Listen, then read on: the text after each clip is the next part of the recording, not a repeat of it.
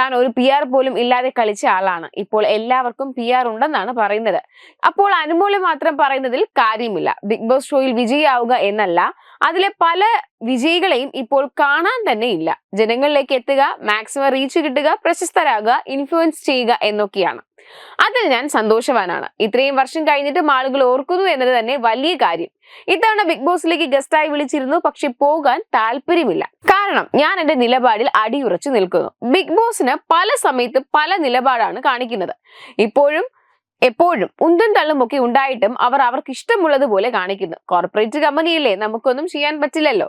നമ്മളൊക്കെ സാധാരണക്കാരല്ലേ. ബിഗ് ബോസിൽ പോയപ്പോൾ ഒരു ദിവസം 25,000 രൂപയായിരുന്നു പ്രതിഫലമെന്നും ഇയാൾ പറയുന്നുണ്ട്. ഡോക്ടർ ആയതുകൊണ്ടായിരിക്കും പേയ്മെന്റ് അവർ ഇങ്ങോട്ട് പറയുകയാണ് ചെയ്തത്.